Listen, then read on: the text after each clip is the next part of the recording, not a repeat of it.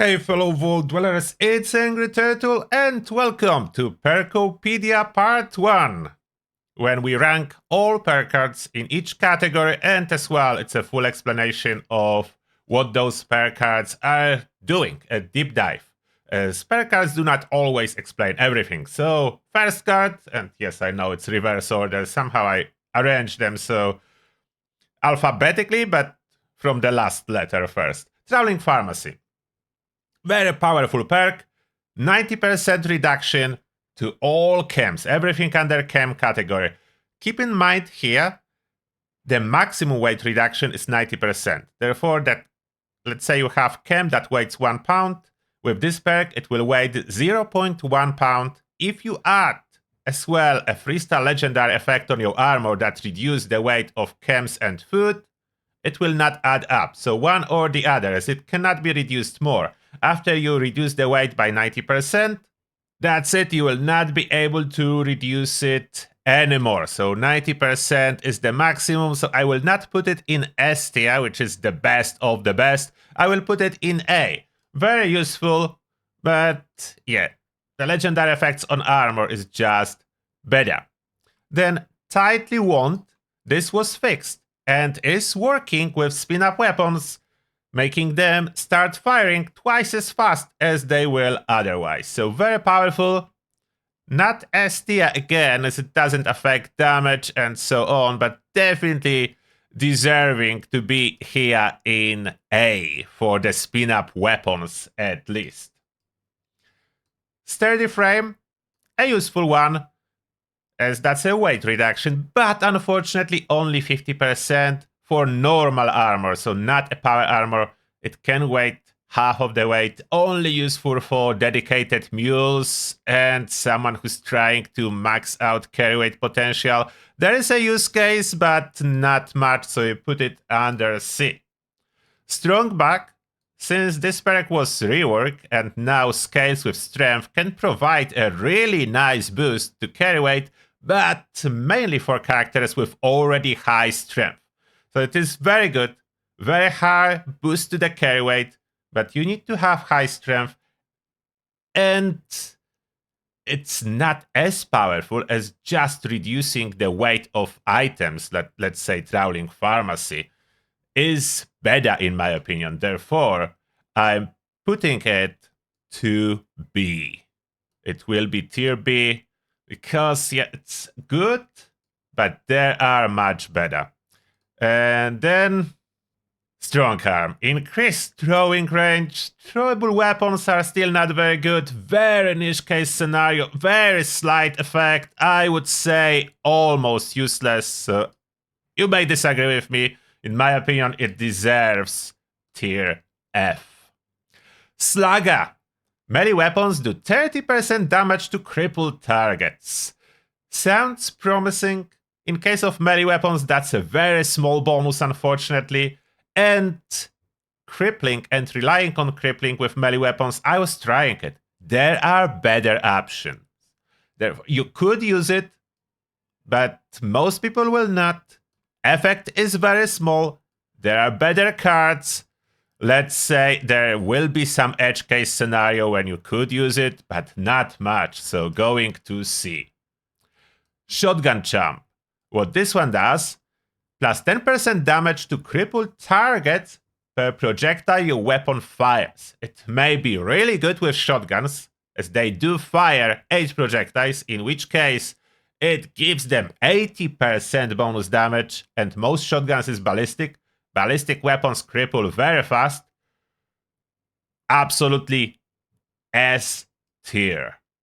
I think I do have somewhere limb damage explaining video if you don't really know yet how it works. But yes, it's very powerful S tier for shotguns. Of course, respective tier only when you have a build that supports it and can make it useful, but that's given. Scattershot. 20% of the damage dealt to a limb is applied to all limbs on your target.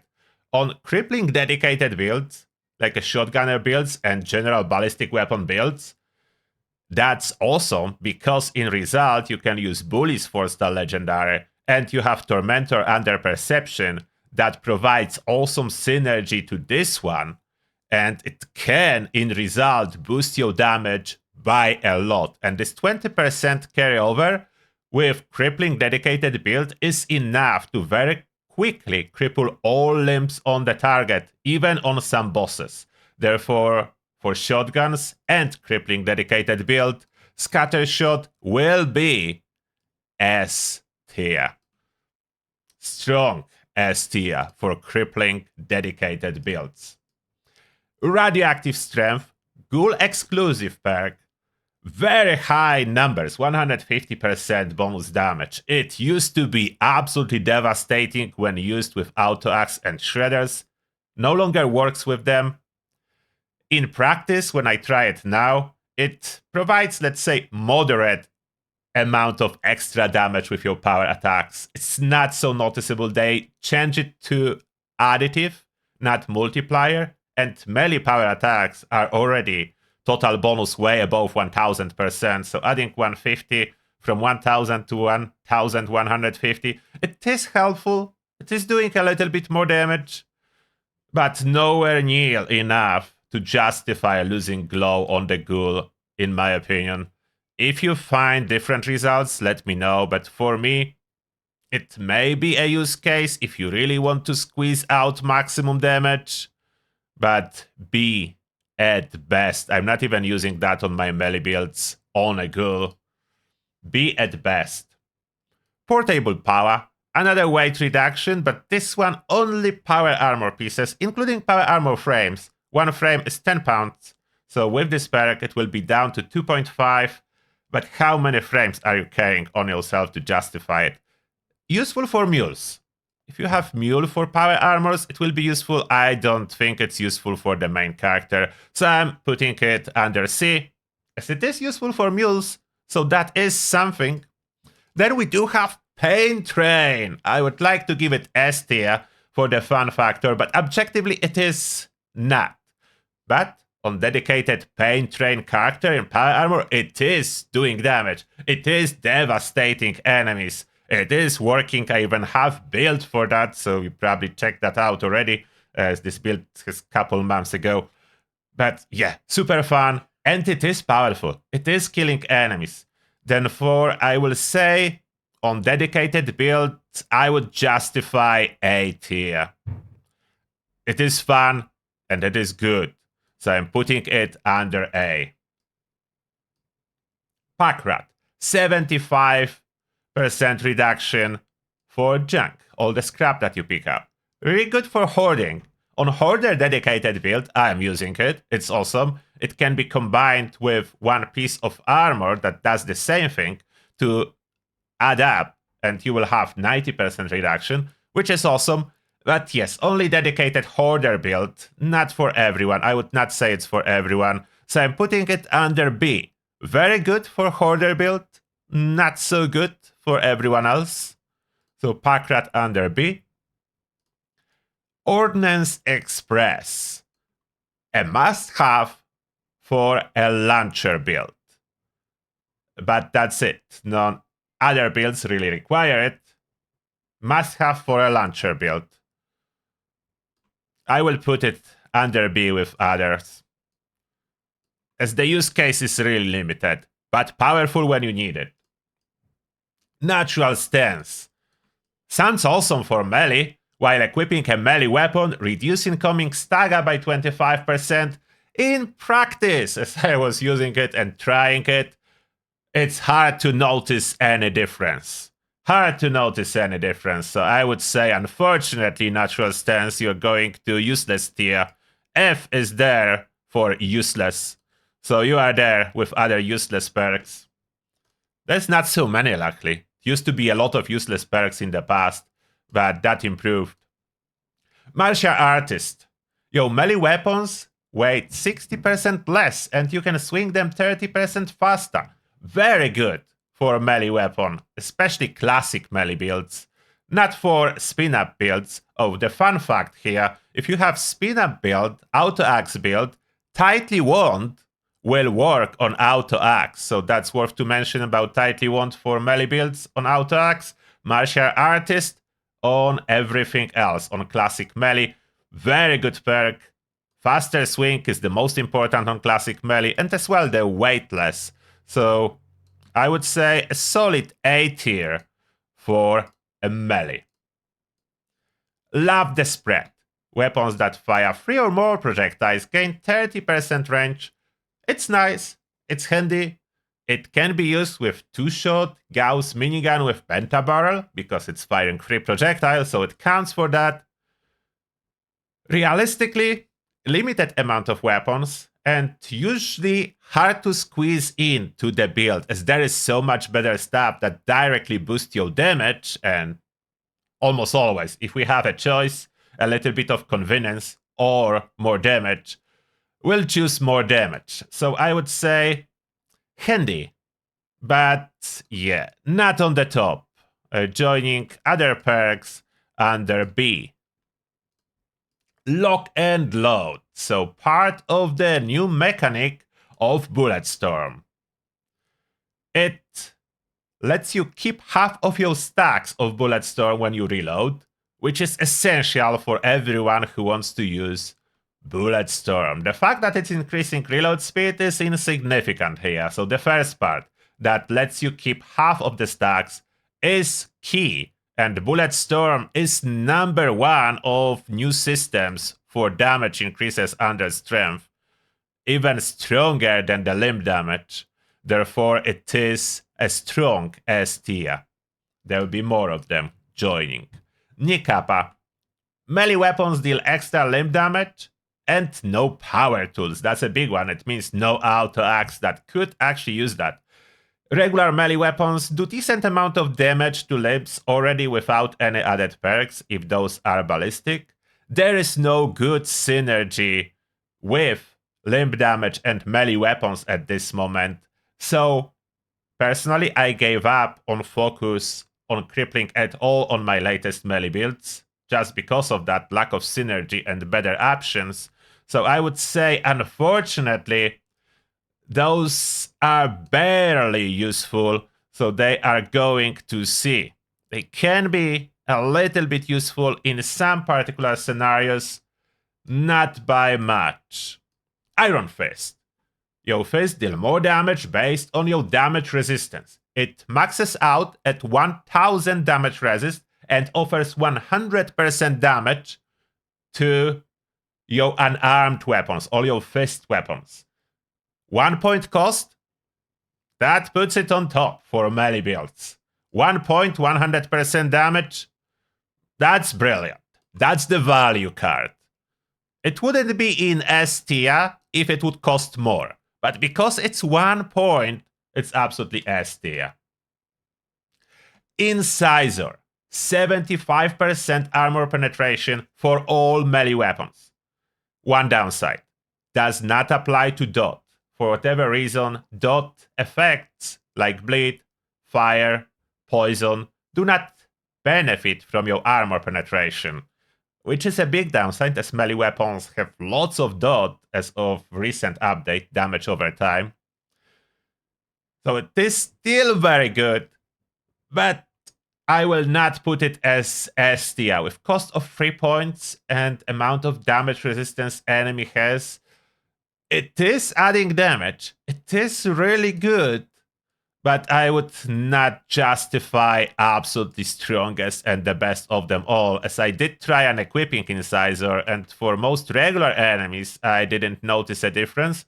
There is a help on bosses, but as it's not huge card anymore, it is still probably must-have for most melee builds, as it A tier. Like, A tier, don't make me wrong. It's not bad. It's very good. And S tier, it's just superb, superior, the best. So that's the classification. A is still very good. Heavy hitter. Melee weapons deal 25% power attack damage, no power tools, 3 points of cost. That's such a little benefit. Honestly, such a little benefit for most melee builds. I would not use it. It does add, if you want to min-max damage and you always do power attacks, you could. If that would work on power tools, it would be higher, But at this moment, it's solid C. Still has a use case, just not much. Full charge. Sprinting in power armor consumes no extra fusion core energy. Let's be honest, it's not sprinting that eats your fusion core, it's watts and jetpack. Therefore, absolutely useless. Full charge. You are going on the bottom. F as worthless.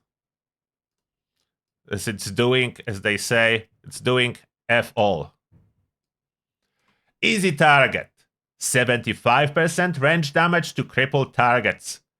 For almost any ballistic weapon, and almost any mixed damage weapon, which is ballistic and something else, it is absolute S tier. 75% that activates as soon as any limb. And by the way, torso is a limb too, if you missed my older videos explaining it. Any limb loses its individual health bar, so it's 0, and therefore enemy is considered crippled. You do 75% more damage with just 3 points. That 25% damage per point. That's a lot and works almost always. Therefore, yes, it is another card that joining on top for S tier cards. A must-have for all range. Limitation to range. That's why melee crippling effects are not as beneficent as range weapon crippling effects, as this card is not available for melee. Could have been different story for melee if this card would be available, but it isn't. Then Bullet Storm. Gain 9% damage per 30 ammo spent. It does amplify like it's ammo spent, but if you have 2 shot, it's twice as fast. If you fire multiple ammo per shot like Cremator does, that counts as well. So realistically, usually you don't even need to spend 30 ammo. On some weapons it will be 30 if you don't have 2-shot or any other way to increase it, like I'm using minigun, regular minigun with Furious, so it's 30 ammo in that case. The important part is total.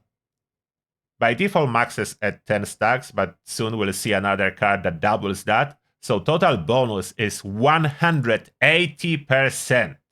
It does require investment of total 8 points, but still 180%, that's almost 25% per point spent, makes it absolutely worth it for the weapons that can use it, and weapons like Gauss Minigun are, because of this system, the Bulletstorm, a #1 DPS currently in the game. Therefore, Bulletstorm is always S tier for everyone who cares about damage output on those builds with Gauss Minigun and other high ammo capacity weapons. As we are talking about Bulletstorm, here it comes. Bring the big guns, doubling the stacks to 20. As we said, it's a set of perks, therefore they need to stay together. Bulletstorm, bring the big guns, and lock and load. That's the trio, giving you the power. Takes 8 points from strength, but gives insane power. Brick Wall, that's mainly for melee non-power armor that I noticed the most use case. When your glow is high, makes you immune to staggering attacks, but your glow needs to be high. It's equivalent of around 200 hit points in glow to consider it high and above. So you need to have a lot of glow, you need to have a lot of total health, but when you do have it, you cannot get staggered. You can be moved around by some of enemy attacks, so you are not really like rooted to the ground, but you will not get staggered, therefore you can continuously attack. Very important to auto-axe builds and other melee builds, even non-melee builds. When you can use it, it's awesome. You cannot really use it always, this requirement of the glow and take space instead of damage, so I cannot give it S tier. I would really like to. I enjoy this card, and I was so hyped when it was for the first time introduced, but after playing, I noticed that sometimes I cannot use it as there are better options, so that's why it's getting A tier. It can shine, just not always. Bone Shatterer. Melee weapon, attacks have 75% lame damage, and unfortunately, that's not what you need on melee weapons. Therefore, barely useful. Edge case scenarios going to other melee weapon limb damage under C tier. Bloodluster. It was looking so good first time it was introduced. Unfortunately, what it actually does, it increases bleed effects damage per second by 35%, but reduce the total duration by 25%. Therefore, single application of the bleed effect with this card will do in total the same amount of damage as without this card, and bleed is only one of the factors. The good news is, if you keep reapplying, so if you care about continuous attacks about the same boss target, your damage per second is increased, so it will do more damage. There is some use case for bleed dedicated melee builds, maybe something like the Scythe melee weapon with huge bleed damage, and if you focus on that, you could make a use case out of this card, but for most case scenarios, it is not good. So edge case scenario useless. Useless for most. Edge case scenario useful. Bloodluster in C tier. Blocker. Really powerful card. For a long time, I had it in my personal S tier. It reduces damage of all melee attacks greatly by usually more than half. It says 45%, but how math works, if it's percentage based, how math works in Fallout universe, not overall, when it's percentage based, it is applied before your armor. Therefore, it first reduces by 45, but then allows your regular armor to work way better than without this card, and in result, melee attack damage is reduced by like 50, 60, sometimes 70%. So those very tough melee attacks barely tickles you when you have blocker equipped. So it's very strong when you need it. And I would say maybe not S tier anymore, as there's so many damage cards. And if you can kill enemy before it can attack you, that will be better than reducing the damage of the attack. Therefore, I will put blocker at A tier. It's tempting to push it to S tier, but I'm putting it under A. Bare arms. Each stack of Bulletstorm increases your bash damage by 5%, maxes out at 100%, and no one is bashing enemies in the game. Outside of Minigun Shredder mode, which is by default automatic basher weapon. This particular weapon can use it. You can fire enough bullets to max out Bulletstorm and have bare arms equipped, but that will be 9 points to increase bash damage by 100%, and only one weapon that can really benefit from it. So as much as I would like to put it anywhere higher, it is very edge case scenario, but it works on this very edge case scenario. I will give it B, as it works. It's just one weapon that can use it. That's the biggest issue, and nothing else. You need to be one weapon build. Basher itself, again, the same weapon will benefit, so it's a duo. Basher, you are joining bare arms. You are a duo. Both of you together nicely in B tier. Barbarian. Very powerful card for resistance. Scale with strength. Depend on the amount of your strength, you will get 50 or more damage resistance. It's not linear scaling, but you can get close to 100 damage resistance with just 1 point under strength. So that's very powerful.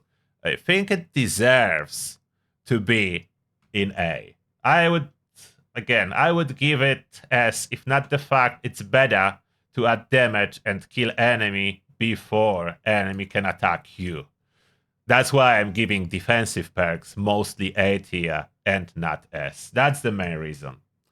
Bandolier, our beloved carry weight reduction.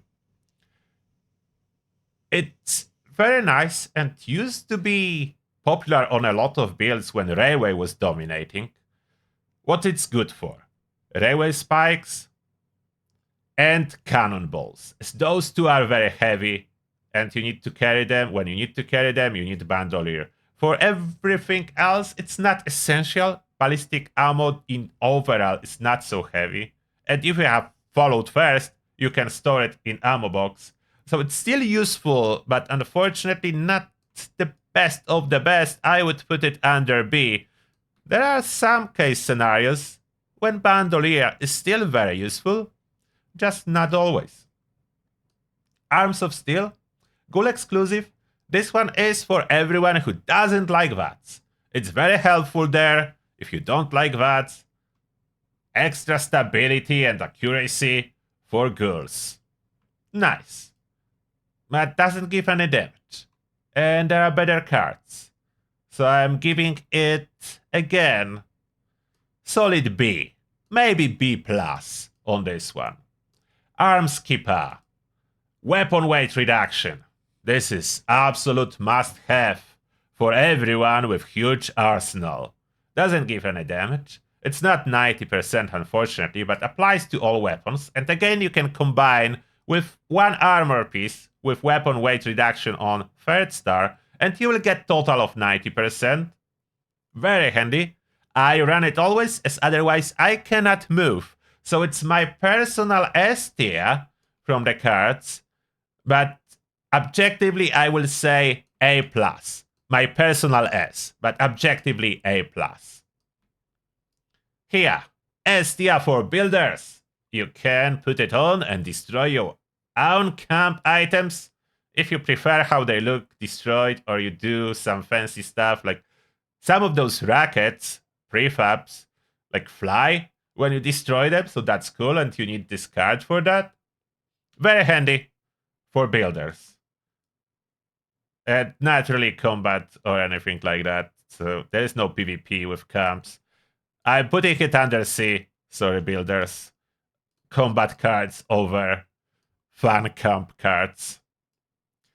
Wound Solta, the last one. 30% damage against bleeding targets.